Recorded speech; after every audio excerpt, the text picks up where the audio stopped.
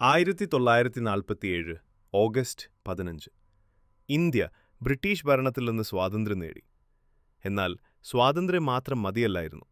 ഇന്ത്യയെ ജനങ്ങൾ ഭരിക്കുന്ന രാജ്യമാക്കാൻ ഒരു ഭരണഘടന ആവശ്യമായിരുന്നു. 1946 ഭരണഘടനാസഭ രൂപീകരിച്ചു.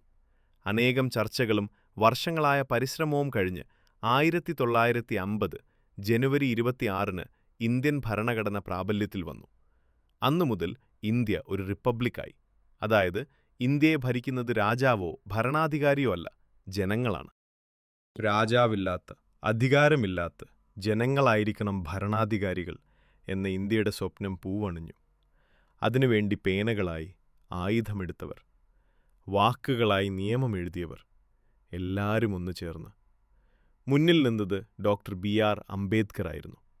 2 വർഷം 11 മാസം 18 ദിവസം നീണ്ട ചർച്ചയ്ക്ക് ശേഷം ഒടുവിൽ 1950 ജനുവരി 26 ഇന്ത്യൻ ഭരണഘടന പ്രാബല്യത്തിൽ വന്നു. അന്നുമുതൽ ഇന്ത്യ ഒരു റിപ്പബ്ലിക്കായി, ജനങ്ങളായി, ജനങ്ങളാൽ, ജനങ്ങൾക്ക് വേണ്ടി, ജനങ്ങളാൽ ഭരിക്കപ്പെടുന്ന രാജ്യം. അതായിരുന്നു ഇന്ത്യ. സമത്വം, സ്വാതന്ത്ര്യം, നീതി, മതേതരത്വം, ഈ വാക്കുകൾ പുസ്തകത്തിലെ വരികളല്ല, ഓരോ ഇന്ത്യൻ പൗരന്റെയും ഉത്തരവാദിത്വമാണ്.